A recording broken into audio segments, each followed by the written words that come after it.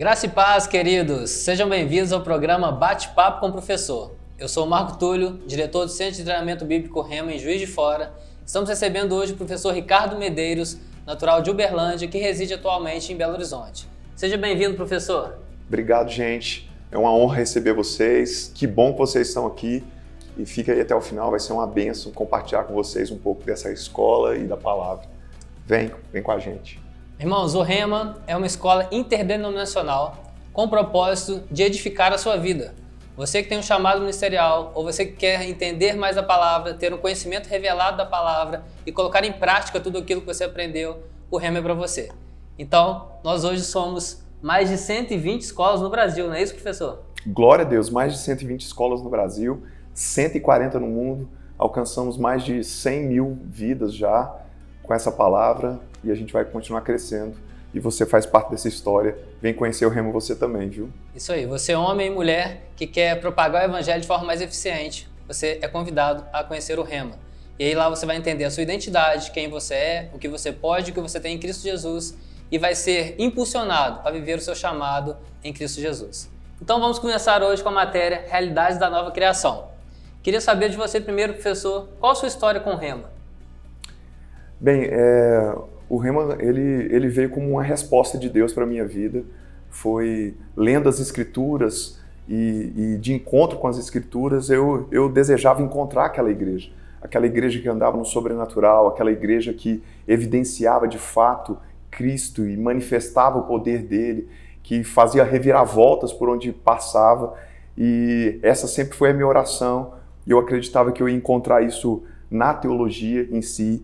E quando me foi apresentado o Rema como resposta de Deus, mudou tudo. Irmãos, quando eu entrei naquela escola, eu tive o privilégio de não só ser transformado pela palavra, mas ver a manifestação da palavra visivelmente, né? Tive a oportunidade de ver de fato com os meus olhos os paralíticos andando, os cegos vendo, os surdos ouvindo, vendo milagres sendo estabelecidos de maneira real, verdadeira, e eu pude comprovar que Jesus está vivo e manifesta. Então, o Rema é uma resposta de Deus para você que deseja viver o sobrenatural de Deus.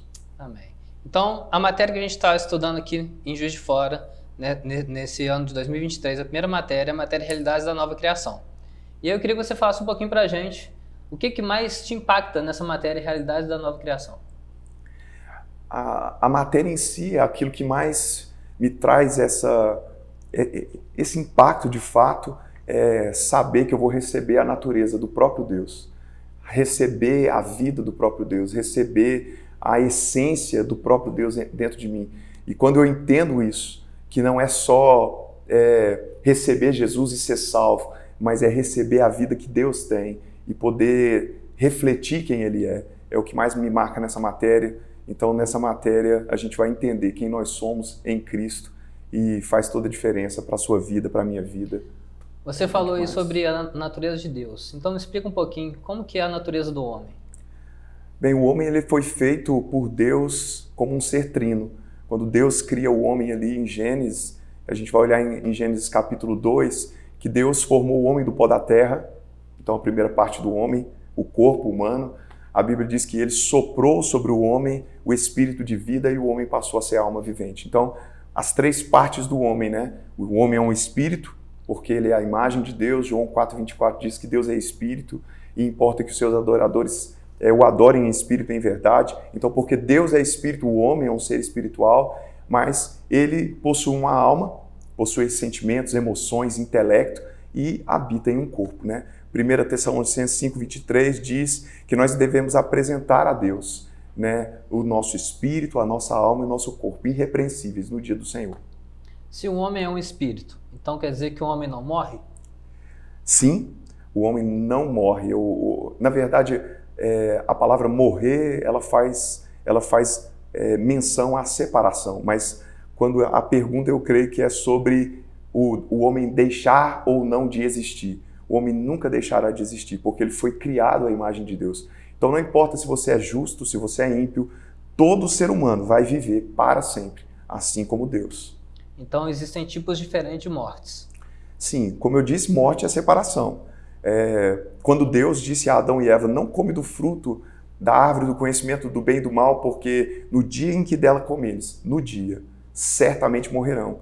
Né? Naquele exato momento aconteceu a primeira morte que acontece sobre todo ser humano, que é a morte espiritual. O que é a morte espiritual? Romanos 6:23 diz que o salário do pecado é a morte.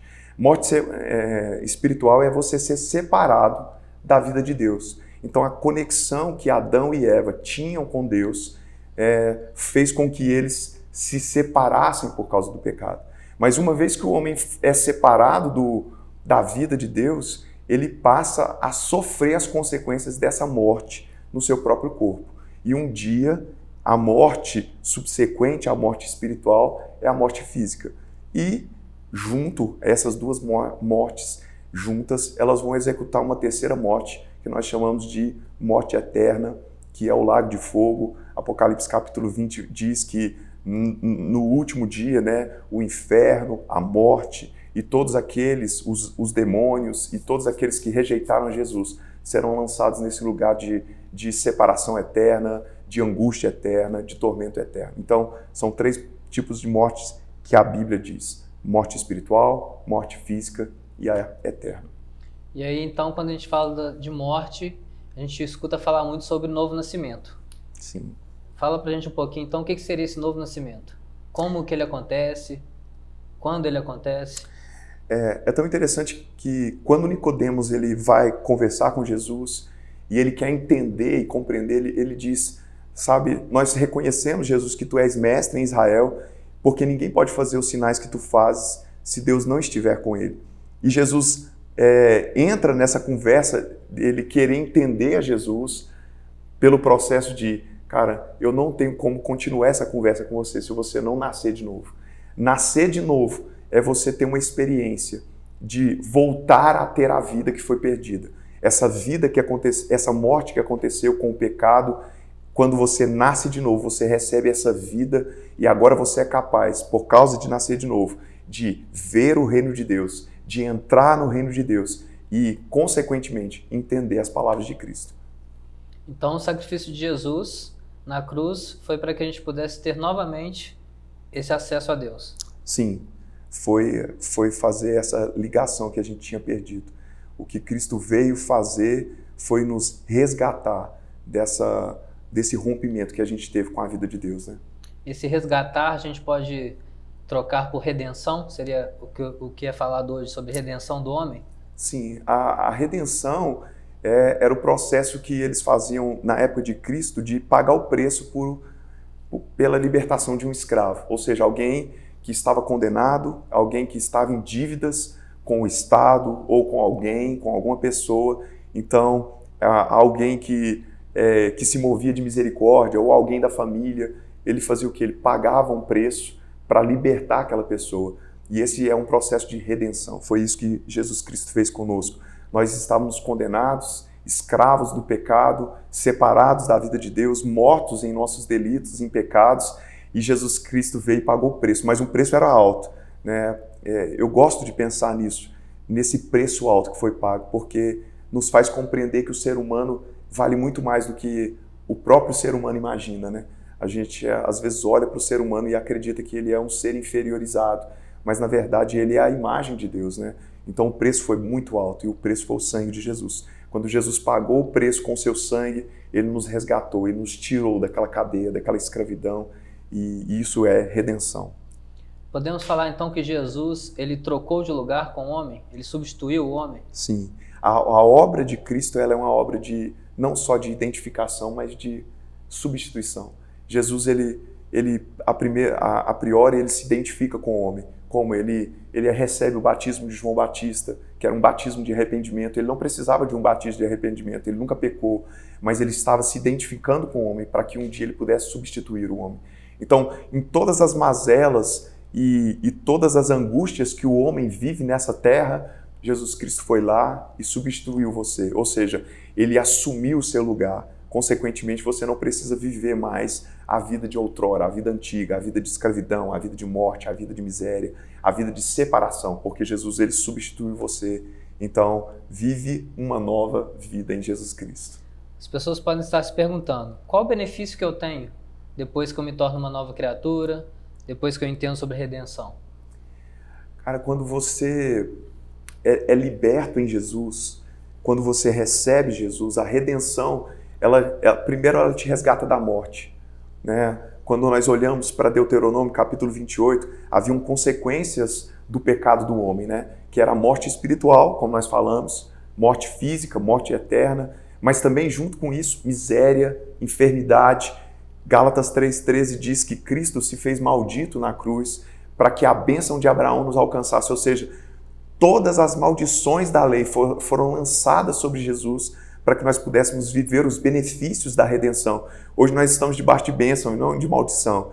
É impressionante porque muitos cristãos, diretor, eles vivem debaixo disso, de uma escravidão tal. Apesar de receberem Jesus, vivem na igreja buscando libertação, buscando serem aceitos, buscando serem, recebidos por Deus, quando na verdade isso já aconteceu em Cristo Jesus. Quando eles ousaram crer em Jesus, eles nasceram de novo, passaram pelo processo de redenção, não são mais malditos, não são mais enfermos, né? E passam a herdar os benefícios dessa salvação, que é ter paz com Deus. A Bíblia diz em Romanos 5,1 que justificados, pois, agora pelo sangue de Jesus, temos paz com Deus. Romanos 8,1 vai dizer que já não há condenação para aqueles que estão em Cristo Jesus. Então, nascer de novo muda a história do ser humano para sempre. A Bíblia diz que o desejo de Deus é que todos sejam salvos e cheguem ao pleno conhecimento da verdade. Então, pelo que a gente está falando aqui, esse ser salvo, Cristo já fez.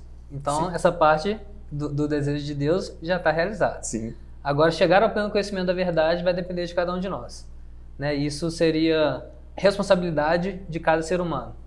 Sim. E aí fazer o rema, então, você vai entender e vai conhecer essas verdades, que essas verdades, pelo que a Bíblia diz, conhecereis a verdade te libertará. É isso. Não é isso? É isso mesmo. Eu acho engraçado quando pessoas falam assim, não, eu vou orar para ver se é a vontade de Deus fazer o rema. E a própria Bíblia já diz isso, que essa é a vontade de Deus, né? Como o diretor disse, Deus ele fala em 2 Timóteo, né, que o desejo de Deus é que todo homem seja salvo. Na verdade, 1 Timóteo capítulo 2, versículo 4, que o desejo de Deus é que todo homem seja salvo e que todo homem salvo chegue ao pleno conhecimento da verdade. Não adianta simplesmente nascer de novo no sentido de receber a Jesus. É preciso entender o que é nascer de novo. E quando eu entendo nascer de novo, eu de fato desfruto de liberdade. Jesus ele disse, né, em João 8,32, e conhecereis a verdade, e a verdade vos libertará. Então, o rema é uma resposta de Deus, é uma escola que tem o intuito de fazer você viver a prática das Escrituras. Não é um lugar para te encher de teologia, mas de encher da vida de Deus. Para que você saia dali em cada dia, em cada matéria, em cada aula que você participe, você já pode praticar ela automaticamente. Ao sair da aula, você já consegue praticar, viver aquilo e ter os efeitos duradouros da palavra, sobrenaturais, miraculosos, e você consegue resplandecer a luz de Cristo. Esse é o nosso desejo, é a nossa vontade, e é por isso que a gente está aqui compartilhando dessa escola, gastando tempo para falar disso, porque essa escola mudou as nossas vidas, e essa escola vai mudar a sua vida, não por causa da escola em si, não por causa do nome da escola, mas por causa daquilo que ela carrega. Ela carrega a verdade do Evangelho, a palavra viva de Deus, que é Jesus Cristo. E Jesus, ele veio para nos libertar mesmo dessa vida medíocre que o homem vive, dessa vida pequena, mesquinha, para a gente viver uma vida sobrenatural. Esse é o desejo de Deus. Então, cara, vem para cá, vem pro rema, porque a sua vida vai ser transformada com certeza. Amém. E o rema é isso, né? É uma escola da fé e é uma escola também do poder. É isso. E aí esse ano a gente está como slogan, experimente o poder de ser rema, ou seja, de viver essa palavra. O poder transformador dessa palavra. Né? Então, meu irmão, se você precisa ter sua vida transformada, vem experimentar esse poder no rema. Nos acompanhe, siga as nossas redes sociais, nosso Instagram, RemaJF, nosso canal no YouTube também, RemaJF. Você será muito bem-vindo. E esse programa vai continuar. Então, a cada 15 dias estaremos postando um novo programa de uma nova matéria com um novo professor. Então, guarda esse nome, Bate-Papo com o Professor, nos siga e divulgue para os seus amigos. Vem, Só te aguardando, foi bom demais.